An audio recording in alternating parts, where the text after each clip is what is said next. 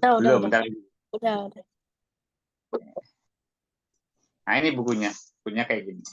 Udah. Judulnya adalah Nahwu untuk Pemula, ya. Ilmu Nahwu untuk Pemula. Ya. Ini di YouTube juga banyak.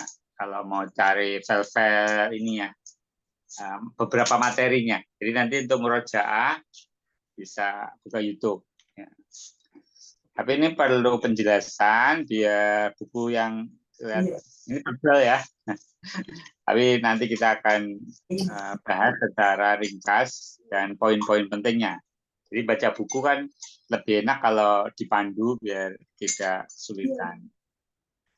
Baik, pelajaran pertama sambil nunggu Mas Umar ya.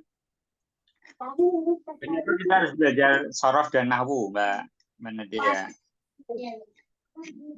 Apa manfaatnya belajar ilmu sorof sama nahwu? Tahu nggak? Kenapa harus belajar nahwu? Tidak. Belum tahu ya. Jadi dalam Assalamualaikum. Waalaikumsalam. Waalaikumsalam warahmatullahi wabarakatuh, Mas Umar. Ya Mas Umar, kita hari ini belajar ilmu nahwu ya. Tapi kalau Mas Umar sama Mbak Nadia mau murojaah sorof, Ustadz masih terima setoran. Misalkan nanti pertemuan besok mau setoran wazan, sulasi, mujarrad, gerakan yang 6 wazan itu, karena sorof kuncinya di hafalan. Kalau belum hafal nggak paham, kalau sudah hafal lebih mudah pahamnya. Nah, itu cara belajar sorof memang mengandalkan hafalan. Sebaliknya kalau nahwu itu mengandalkan pemahaman ya. Nah, nanti kita juga ada beberapa rumus yang memudahkan untuk belajar nahwu. Biar ada gambaran, saya kasih pendahuluan dulu ya.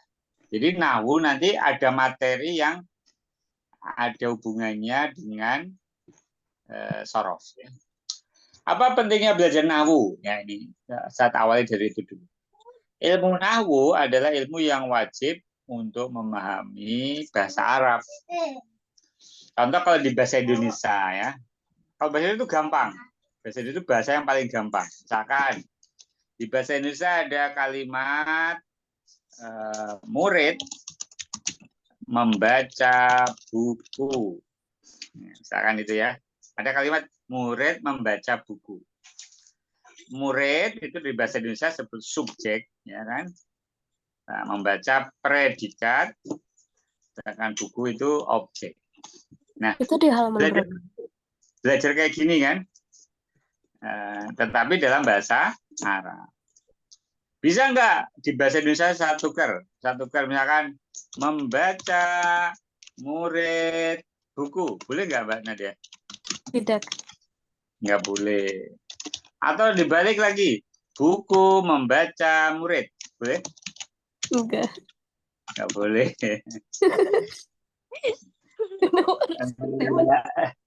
Buku kan tidak hidup. Buku. Ya. Buku kan tidak hidup. Iya, tidak hidup. Tetapi di bahasa Arab boleh. Kayak gini kan ditukar-tukar posisinya boleh, asal harokatnya benar. Jadi menerjemahkan bahasa Arab, kalau nggak tahu, jangan diurutkan. Jadi kalau orang menerjemahkan bahasa Arab modelnya kamus, itu bisa sesat. Bisa salah paham dengan maksud kalimat. Karena dalam bahasa Arab boleh membaca murid buku. Misalkan saya bikin kalimat qara'at talibul kitabah. Boleh nggak? Betul nggak kalimat ini? Bukunya kan PDF. Betul nggak Mbak Nadia? Betul. Qara'at talibul kitabah. Boleh nggak? Boleh. Kalau di bahasa Arab. Lagi. At-talibu qara'al kitabah. Boleh nggak? Boleh juga. Boleh juga. Ya kan? Nah, dibalik Alkitabah qara'at talibu. Boleh nggak? Meskipun nggak umum, boleh. Secara gramatikal boleh saja. Ya. meskipun nggak umum ya. Jadi bahasa Arab itu fleksibel dari sisi urutan, tetapi harus ketat dalam tanda. Jadi harokatnya nggak boleh alkitabu. Harokatnya meskipun ditaruh di belakang, tetap harus dibaca alkitab. Contoh dalam bahasa Arab, Al-Fatihah itu, Iyyaka na'budu. Apa artinya Mbak Nadia? Iyyaka na'budu. Coba, apa artinya? Tahu nggak artinya di bahasa di Al-Fatihah? Hanya kepada engkau kami menyembah. Coba. Itu objeknya terus di mana itu? Objeknya di depan kan? Iya. Ya nggak? Iya. Nak budunya kami menjembah. Kenapa nggak nak budu anta atau nak buduka? Kan lebih, nak buduka kan lebih urut ya. Tetapi dalam bahasa Arab boleh iyaka itu artinya anta tapi sebagai objek nak budu. Nah, ini biar punya perbandingan jadinya bahasa Arab sama bahasa Indonesia. Dan masing urutannya juga ada perbedaan karakter kalimat ya, apakah dia ismiyah atau fi'liyah. Jadi ilmu nahwu itu memiliki pola kalimat yang berbeda dengan bahasa Indonesia karena ia tidak hanya berbicara tentang susun kata, tapi juga keadaan huruf terakhir. Bahasa Indonesia nggak ada. Saya membaca buku gitu kan nggak ada. Bacanya tetap buku. Saya berada di rumahi, nggak ada. Nggak ada harokat soalnya. Jadi akhir kata itu tidak mengalami perubahan. Beda dengan bahasa Arab. Ana adhabu ilal madrasati. Ya kan? Kasroh itu. Al madrasatu kabirotun. Kenapa al madrasatu ya? Al madrasati ya. Ro'aitul. Iya, karena dia di depan. Kalau di depan doma, kalau diawali huruf jar, fi atau ila jadi kasro. Ya, kayak gitu-gitu nanti kita pelajari itu ya. Nah, ini perlu digarisbawahi. Bila keadaan huruf terakhir suatu kata berbeda, maka berbeda maknanya sebagaimana ya.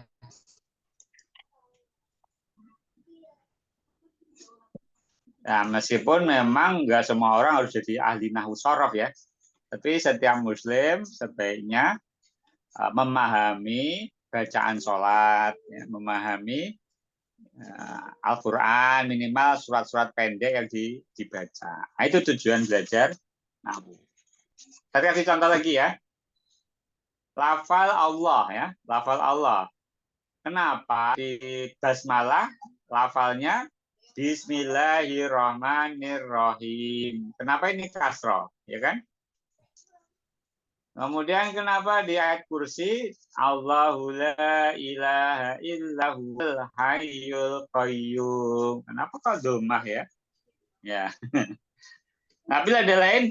Ya ayyuhalladzina amanu ista'inu bis-sabri was-shalah. Innallaha ma'as sabirin. Yang ini harokannya fathah. Coba kenapa, Mbak? Belum tahu. Nah, perubahan harokat itu ada aturannya. Ya. Terdapat kaidah yang mengatur perubahan akhir kalimat. Jadi kalau dia kata majmu, ya, dengan menyebut nama Allah. Nama Allah itu kan kata majmu. Maka dia harus kasroh. Kemudian kalau di depan awal kalimat dia mubtada harus doma. Kemudian kalau di huruf inna maka harus fathah. Nah itu contoh-contoh aturan dalam nahwu. Jadi kalau sudah paham nahwu, nanti kalau baca Quran atau itu jadi paham, oh ini harokannya ini, alasannya ini. Ya. Sehingga ketika hafalan agak-agak salah dikit tuh, oh ini salah saya, hafalannya harusnya fathah bukan doma, kayak gitu ya. Nah, kesalahan dan pemberian harokat apa dampaknya? Pelaku jadi korban atau sebaliknya? Oke, saya kasih contoh ya. Gara-gara salah beda harokat, maknanya beda. Saya kasih contoh. Coba baca, Mas Umar, kalimat di layar. Doroba. Coba. Mas Umar, kelihatan? Doroba Zaidun. Diaktifkan mic-nya, Mas Umar. Doroba Zaidun Bakron. Artinya apa? Zaid telah memukul Bakar. Ya, coba sekarang dibalik. Doroba. Bawahnya. Doroba Bakrun Zaidan. Iya. Artinya kebalikannya. Bakar memukul Zaid. Ya. Jadi kalau dhamma berarti dia pelaku. Kalau fathah dia objek. Ya, karena yang penting bukan susunannya. Yang penting bukan dia di depan atau di belakang. Tapi yang penting harakatnya apa. Kalau dhamma berarti dia pelaku. Kalau fathah tanwin atau fathah saja dia objeknya, korbannya. Nah, pembahasan ini namanya nahwu. Karena memang ilmu nahwu yang membahas tentang bagaimana menyusun kalimat yang sesuai kaidah bahasa Arab. Baik berkaitan letak kata ya, atau kondisi kata, harokat akhir dalam bentuk harokat akhir dan bentuk dalam suatu kalimat. Selain ilmu nahwu, kita belajar ilmu shorof ya. Bagaimana cara buat kalimat yang sesuai kaidah bahasa Arab resmi. Adapun bila ingin membuat kalimat bahasa yang indah, nanti kita perlu belajar namanya balaghah. Ini ya tingkatannya sudah menengah atau lanjut ya, bukan besar. Ada lagi memahami teks, memahami kalau syair nama. Karena Al-Quran itu gaya bahasanya sebagian mirip syair, mirip puisi ya, sehingga perlu belajar yang muslim. Baik, apa bedanya shorof sama nahwu? Ya, apa bedanya sekarang? Shorof itu fokusnya perubahan kata dari satu bentuk ke bentuk yang lain. Itu istilahnya adalah tasrif. Dengan ilmu shorof kita mengetahui kata, oh ini fi'il madhi, ini fi'il mudhari', ini masdar, ya. Oh ini wazan sulasi mujarrad, sulasi mazid, ya. Dengan nahwu fokusnya apa? Bagaimana merangkai kata-kata menjadi kalimat. Lebih dulu mana kata sama kalimat, Mbak Nadia? Apa? Lebih dulu mana yang sederhana itu kata atau kalimat? Lebih sederhana mana? Kata? Kata ya. Jadi makanya urutannya memang shorof dulu, baru nahwu. Karena shorof belajar perubahan kata, sedangkan nahwu merangkai kata menjadi kalimat yang sempurna. Baik dari susun kata atau perubahan akhir setiap kata. Kalau di shorof belajar tasrif, kalau di nahwu belajar i'rab. Ya, i'rab itu perubahan akhirnya.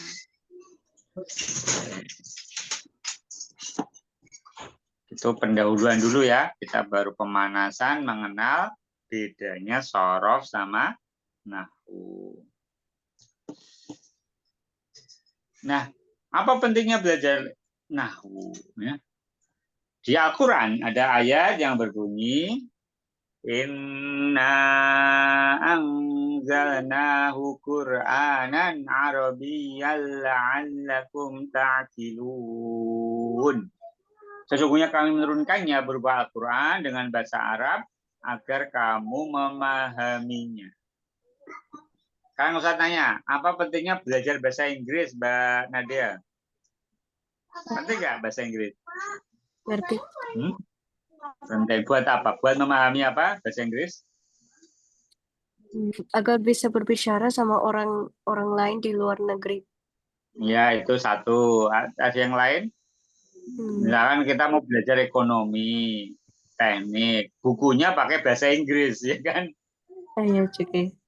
Ya, buku terjemahannya malah pusing kita. Karena kadang nerjemahin buku bahasa Inggris jadinya malah nggak karu-karuan. Jadi untuk mempelajari ilmu pengetahuan, ya, pengetahuan kan luas, ya. Tadi untuk komunikasi, yang kedua untuk belajar pengetahuan. Yang ketiga apalagi? Ya, kalau orang bisa bahasa Inggris, bisa memiliki peluang baik belajar maupun bekerja. Ya kan dia pengen kuliah di luar negeri nggak? Iya. Gimana? Mau kemana? Luar negerinya kemana? Gimana ya? Hmm?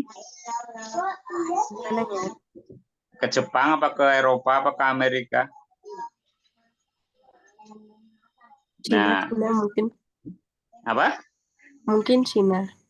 Oh, Cina. Ya, betul ya. Di Cina juga karena dari negara maju karena kiblat dunia selain Amerika kan juga Cina. Berarti tambah satu lagi mana dia nanti belajar bahasa Mandarin. Nah iya. Ya. Jadi bahasa itu adalah kunci memahami satu budaya dan peradaban.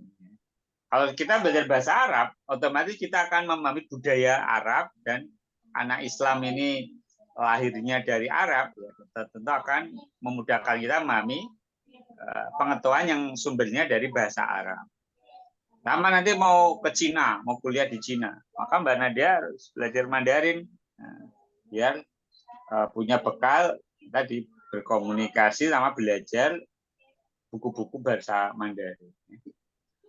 Baik. Nah, bahasa Inggris juga sama fungsinya untuk dan kita bisa terbebas dari apa? Ditipu orang, ya kan? Oh iya. Kan kalau kita bisa bahasa Inggris, ada orang nipu pakai bahasa Inggris atau kita belanja di toko orang Cinanya ngomong pakai Mandarin, kita tahu, oh dia belinya cuma segini ternyata, gitu kan? Nah, jadi kita nggak kena tipu atau bisa selamat gitu ya dari satu kaum karena kita memahami bahasa mereka. Kalau nggak bisa bahasa Arab terus nanti ada orang nerangin Al-Quran caranya ngawur, kita nggak bisa tahu ini benar apa salah dia ngomongnya, ya kan? Nah di Iya. situ juga penting karena banyak aliran sesat, ya kan? Banyak orang menjerumuskan, ya, bikin sekte-sekte agama, ya. Nah kalau kita sendiri nggak bisa baca Al-Quran, baca hadis sendiri, memahami yang dimaksud, kan kita tergantung sama yang ngomong, kan? Ya kalau dia Iya. jujur, kalau nggak jujur, nah, kita bisa celaka gara-gara nggak bisa bahasa Arab, ya. Dan bahasa Arab itu zaman dulu itu terjadi penerjemahan pengetahuan dari peradaban Yunani ke Arab. Ya. Kalau mau belajar sejarah sains, ya, itu awalnya Yunani Romawi yang maju, ya kan? Kemudian pindah ke Arab, diterjemahkan ke Arab. Kemudian di abad pertengahan mulailah Arab ke Latin nanti ke Inggris, ya. Ya karena dulu Spanyol itu kan ada Andalusia, di sana peradaban Islam maju. Orang Eropa kalau belajar ke Andalusia, sama ke Turki, ya. Karena Eropanya masih kegelapan, namanya Dark Age. Ya. Orang Eropa zaman dulu itu kalau sakit ke dukun, ke tukang sihir gitu, ya, kasih ramu-ramuan. Makanya film Eropa yang lama-lama kan isinya tukang sihir, ya. Karena memang di Eropa kayak gitu dulu. Nah, mereka belajar sains, belajar apa dari bahasa Arab dulu. Karena bahasa Arab sempat jadi bahasa yang kalau zaman sekarang kayak bahasa Inggrisnya gitu, ya. Pernah dulu, ya. Nah, oke. Jadi kalau kita mau belajar, mau pengen pinter ya harus menguasai berbagai bahasa. Kemudian di Al-Quran bilisanin Arabiyyin mubin. Kenapa agama Islam ini terjaga dari zaman Nabi sampai sekarang? Salah satunya karena adanya bahasa Arab yang menjaga Jadi nggak ditafsirkan sesuka hati gitu ya. Karena acuannya bahasanya ada. Kemudian kalau di Eropa dulu, di Bosnia, di Soviet itu dulu banyak orang Islam. Nah, bahasa Arab itu ternyata juga menjadi simbol keberadaan agama Islam tuh ada di situ. Contoh dulu di Bosnia ya. Bosnia itu dulu mayoritas Muslim. Ya, tapi lama-lama ya, dilarang karena Soviet kan komunis ya. Dilarang memiliki nama Arab. Dilarang ngomong pakai bahasa Arab. Dilarang mengajarkan bahasa Arab ya. Akhirnya lama-lama bahasa Arab itu kayak satu persatu hilang ya. Jadi kalau satu negara nggak ada yang bisa bahasa Arab ya, nggak ada yang paham Al-Quran kan, nggak ada yang bisa ngajar agama ya. Jadi dampaknya juga menjaga eksistensi atau keberadaan agama Islam di situ adalah dengan mempertahankan bahasa Arab. Lanjutnya ini Qur'anan Arabian ghairu dzi iwajin la'allahum yattaqun. Al-Quran dalam bahasa Arab yang tidak ada kebingkauan di dalamnya supaya mereka bertakwa. Ta'allamul arabiyyata fa inna min dinikum. Nah, ini pentingnya lagi kata Umar, belajarlah bahasa Arab karena bahasa Arab adalah bagian dari agama kamu. Setiap hari Mbak Nadia ngomong bahasa Arab nggak? Sadar nggak? Kapan? Kenapa? Mbak Nadia ngomong bahasa Arab kapan setiap hari? Pas apa? Pas kelas doang. Pas apa? Pas kelas. Selain kelas, Mbak Nadia kalau sholat pakai bahasa Arab atau pakai bahasa Indonesia? Oh iya, Pak. Pakai bahasa Arab. Ya, minimal kan pas sholat ya kan?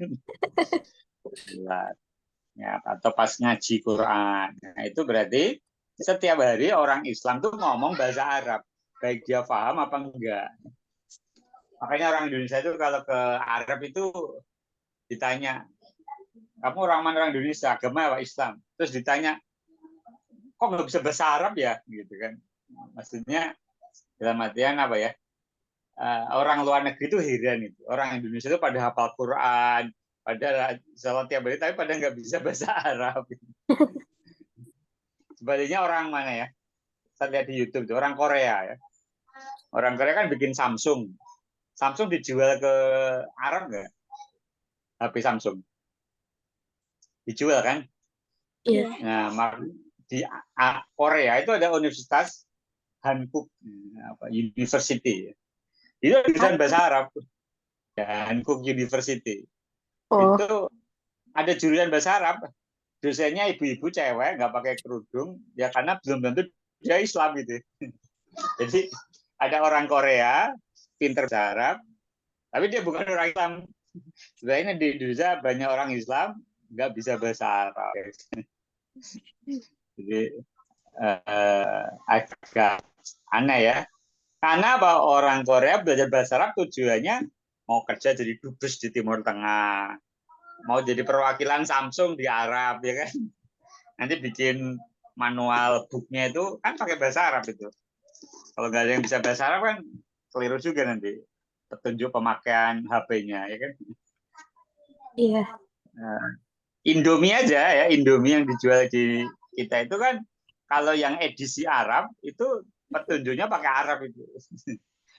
Cara masaknya gitu. Ya, maksudnya bahasa Arab itu tidak melulu untuk agama, untuk kepentingan agama ya. Jadi untuk bisnis, untuk tadi duta besar itu kalau pengen jadi duta besar atau jadi diplomat, staf Kemenlu di Arab Saudi atau di Timur Tengah, ya mau nggak mau harus bisa bahasa Arab. Dan yang terakhir perkataan ulama Imam Asy-Syafi'i, beliau berkata, man tabakhra fin nahwi tada ila kullil ulum. Orang yang menguasai ilmu nahwu, maka ia akan dimudahkan untuk memahami seluruh ilmu. Maksudnya ilmu agama ya. Nah, karena orang pakai bahasa Arab ya. Jadi kalau orang kan guru PAI ya, guru pelajaran agama Islam. Salah satu ukuran dia itu berilmu, dicek aja bisa bahasa Arab enggak. Kalau bisa kan berarti dia seperti kata Imam Syafi'i, dimudahkan memahami seluruh ilmu. Nah, ini pengenalan dulu ya. Ustaz, Dari sini ada ya. tadi izin live soalnya ada kelas yang pengganti jadwalnya. Habis ini Mbak Nadia. Iya, Oh iya. Oh iya, kalau mau izin dulu nggak apa-apa ya. Silakan kalau mau makasih. izin dulu. Nah, Assalamualaikum. sama-sama Mbak Nadia. Waalaikumsalam warahmatullahi wabarakatuh. Baik Mas Umar. Nah, lanjutkan ya. Sebentar, Iya, ini masih mengenal. Nah, ini kesamaannya dengan sorof ya. Kalau di sorof kita belajar fi'il madhi, fi'il mudhari, masdar, isim fa'il, isim maf'ul. Nah, di nahwu kita akan belajar unsur penyusun kalimat ya. Ada 3 kelompok besar apa saja. Yang pertama fi'il, kata kerja, yang kedua isim dan huruf. Fi'il kata kerja, isim kata benda, kata sifat, huruf kata sambung, kata hubung ya. Sekarang kita perhatikan contoh ini. Nanti habis ini Ustaz kasih kuis. Coba baca Mas Umar kalimatnya. Zahaba Zaidun ila madrasati. Ya, artinya Zaid telah pergi ke sekolah. Sekarang daba ini termasuk apa Mas Umar? Isim, fi'il apa haraf? Daba termasuk pergi itu kata kerja ya. Zaid nama orang termasuk isim ya. Ila termasuk apa? Ila huruf ya. Huruf. Yang punya makna kata hubung ya kan, ke al madrasati dia termasuk isim ya. Jadi tahap awal belajar nahwu bisa membedakan fi'il, isim dan harf. Ini penjelasannya ada di buku nih, nanti bisa dibaca. Dahaba adalah kata kerja. Oh ya Mas Umar, kalau pengen beli buku fisiknya bisa juga ya. Bisa minta tolong Ustadz beliin, nanti Ustadz kirim, atau beli sendiri juga bisa ya. Kalau beli sendiri di situs resminya aja, di bisa.id. Jadi kan enak kalau mau baca itu ada bukunya ya. Kalau ini kan PDF. Ya, Ustaz. Daba kata kerja. Zaid dan madrasah isim, ila harf. Hanya ketiga unsur yang ada pada kalimat bahasa Arab ya, meskipun setiap unsur memiliki jenis dan pembagian yang bermacam-macam. Tapi kuncinya ada di 3 ini. Fi'il, isim, harf ya. Pada pengantar ini kita akan belajar semua jenis bagian fi'il, isim, dan harf yang wajib diketahui dan dipahami oleh para pemula.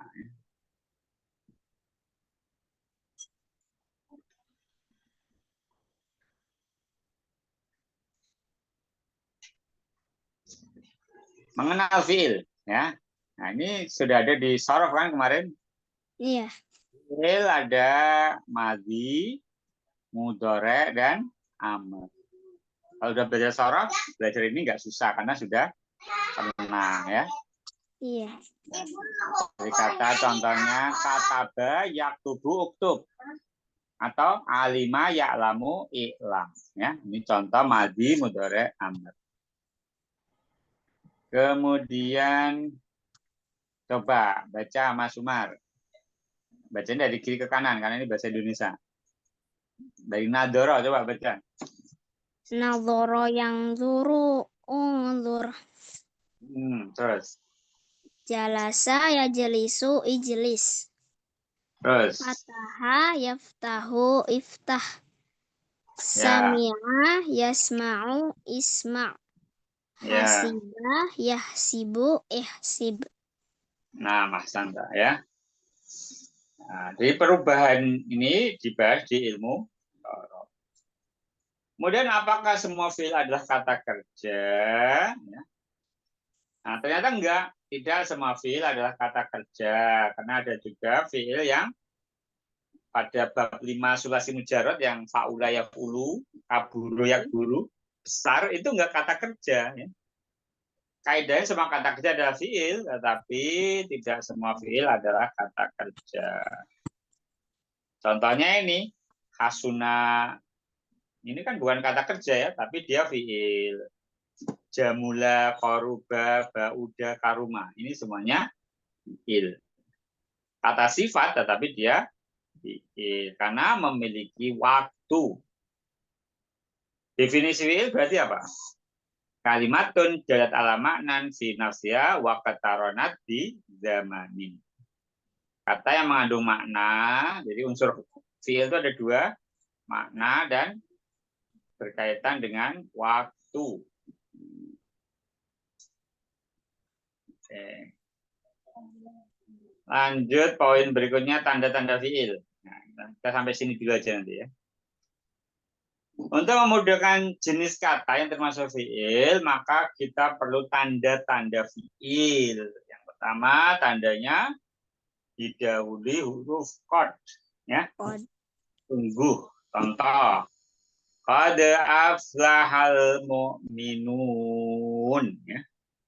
Kata aflaha kan didahului qad fiil, berarti aflaha fiil. Tunggu beruntung orang yang beriman. Ciri yang kedua, didahului sa. Sa artinya akan. Sayaqulu sufaha'u minan nas. Nah, ini yaqulu berarti fiil. Kenapa? Didahului huruf sa. Yang ketiga, didahului saufa. Contohnya, kala saufa ta'lamun. Saufa bedanya dengan sa. Kalau sa itu akan, saufa akannya itu lebih lama. Misalkan sa 1 jam lagi. Kalau saufa mungkin 5 hari lagi, ya. Atau tahun depan, ya. Itu gunakanlah saufa. Dan yang terakhir diakhiri tak taknis. Apa tak taknis? Ya, ta yang menandakan dia isim mu'annas, ya. Contoh qolat. Kenapa qolat? Karena namlatun mu'annas, ya. Qolat namlatun ya ayuhan namlu dakhulu masakinakum. Kata qolat diakhiri ta, asalnya qola. Ya kan? Maka ini namanya tak taknis. Ta yang berharokat sukun yang menandakan dia mu'annas. Oke, itu dulu kasih kuis ya. Biar enggak kebanyakan. Masih ibaratnya pemanasan dulu ya. Pemanasan, belajar perbedaan nahwu dan sorof. Kemudian apa saja bedanya nahwu dengan tata bahasa Indonesia, pentingnya nahwu, dan pembagian kata. Ada fiil, isim, dan harf. Ya. Jadi ini pengantar nahwu ya. Kuisnya pengantar nahwu.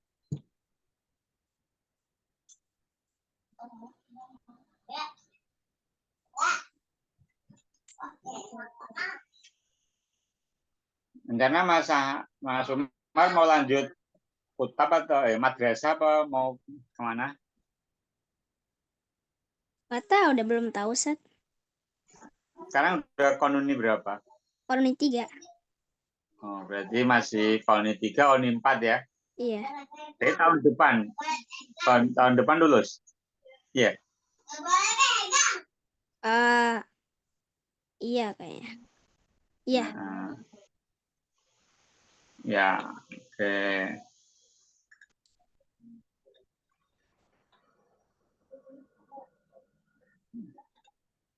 Oke, ini soalnya masih mirip sorof, tetapi ini jadi kalau di awal pembahasan nahwu itu agak mirip sorof, tapi nanti kelanjutannya beda ya. Jadi ini sebenarnya kita tidak apa ya, tidak sama sekali meninggalkan pelajaran sorof, tapi ini lanjutan dari pelajaran sorof. Ya. Nah, makanya Ustadz nggak mengawali nahwu dulu, tapi belajar sorof dulu karena nahwu itu sebenarnya tahapan lanjutan setelah sorof. Ya silakan dikerjakan, Mas.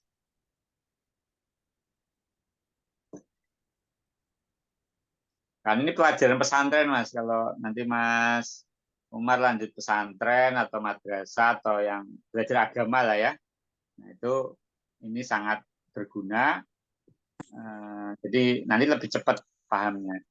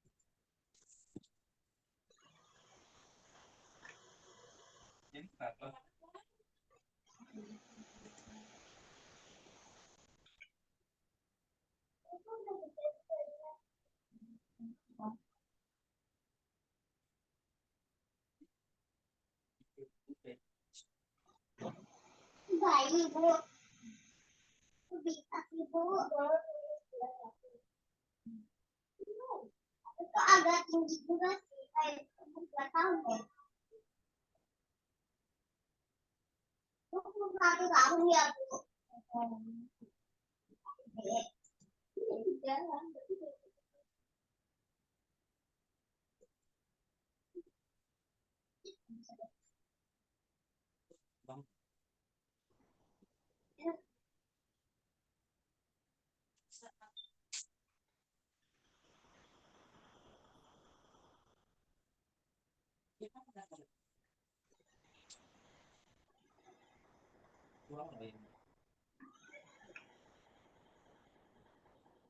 Kenapa sih, Bu?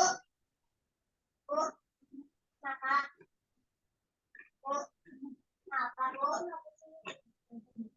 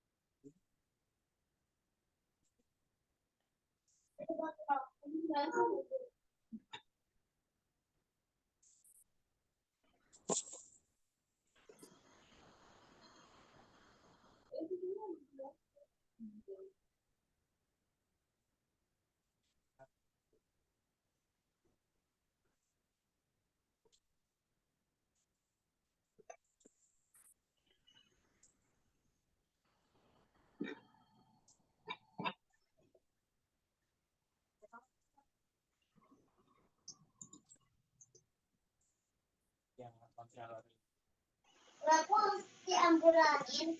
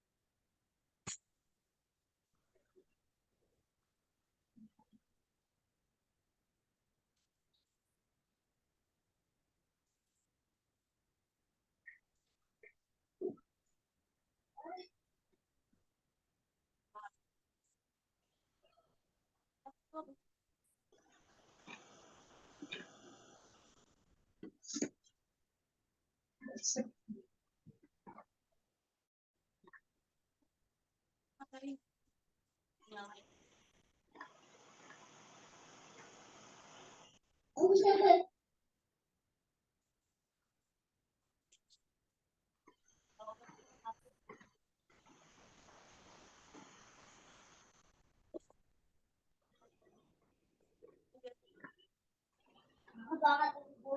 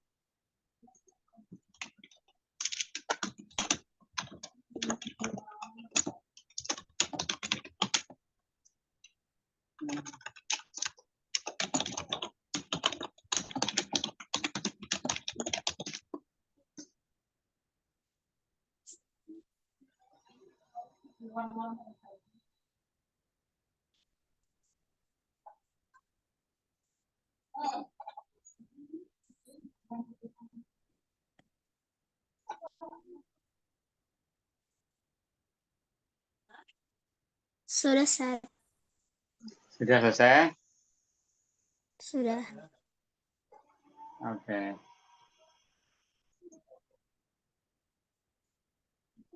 Nah, kita koreksi ya.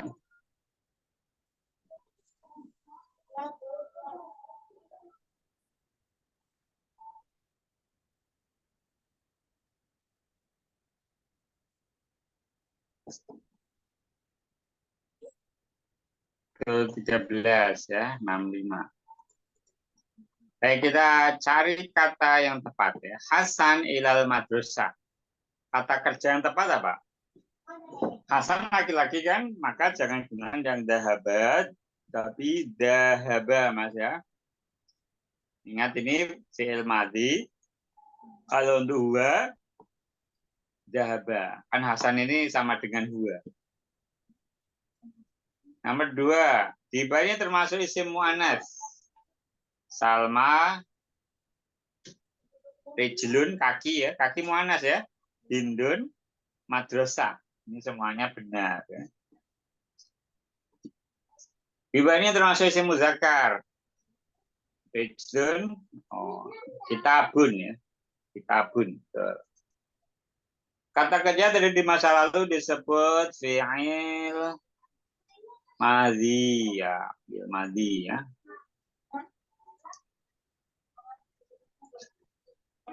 Isim untuk laki-laki disebut muzakkar ya. Istilah penting. Bentuk fi'il amr dari fi'il madi doroba yadribu, idrib, ya, idrib.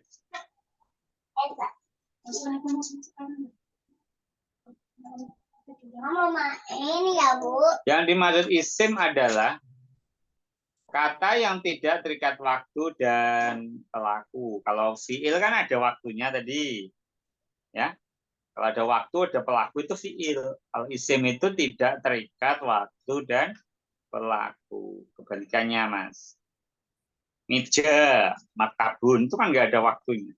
Kalau makan, minum, itu maksudnya waktu itu kayak gitu. Pekerjaan itu ada waktunya, tidur. Ya. Kata dakhola termasuk fi'il, ya. Dakhola artinya masuk. Itu fi'il. Akal tuh termasuk apa? Bisa mentasrif, Mas? Akal-akala, akalu, akal-akalata, akalta, akalta.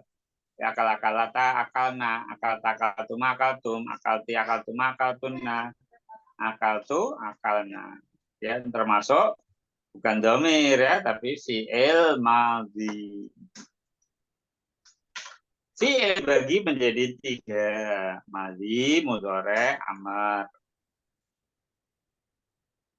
Hanafiyun, ini ada tanwinnya, artinya kan, ya, ini isim.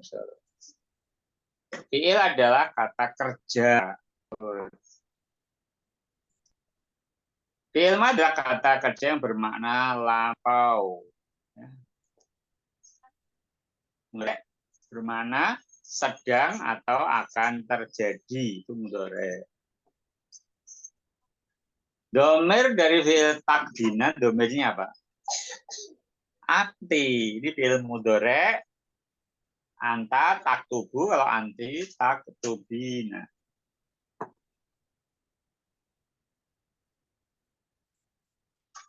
Ruju. Nah, kalau a berarti ana, bukan nahnu, Mas. Kalau nahnu nakhruju. Coba nanti Mas Umar setoran tasrif wazan suasi mujarad deh, biar ingat ya, baik istilahi maupun lugawi. Dan nggak bingung. Dia seorang laki-laki telah makan, berarti akala. Saya sedang duduk di atas kursi, bahasanya adalah ajisu. Jangan yajlisu. Kalau yajlisu ya. Kalau saya ajlisu alal kursiyi, Mas, ya. Ajlisu alal kursiyi. Di bawah ini yang termasuk fi'il mudhari. Ajlisu nakra'u yadhabu. Ya. Kalau yang ajlisu taktubina betul mudhari, tapi kharajtu fi'il madhi. Jadi fi'il mudhari itu cirinya tambahnya kalau enggak a, ya, na, dan ta. Ada 4. Anita. Itu fi'il mudhari cirinya diawali huruf hamzah, nun, ya, atau ta. Qara'na artinya kami telah membaca. Baik, ini pemanasan, kita mulai belajar nahwu ya. Ada pertanyaan nggak, Mas Umar? Tidak, Ustaz. Cukup dulu ya. Besok sih kalau nggak ada halangan, sore aja. Kalau tadi Ustaz ada agenda. Ya. Kita enak sore apa enak habis maghrib, Mas? Sore sih, Ustaz. Sore ya. Ya, nanti kalau normal ya sore. Kalau ada agenda, saya ubah habis maghrib. Baik, kita akhiri baca hamdalah ya. Alhamdulillahirabbil alamin. Subhanaka Allahumma bihamdika asyhadu an la ilaha illa anta astaghfiruka wa atubu ilaik. Wassalamualaikum warahmatullahi wabarakatuh.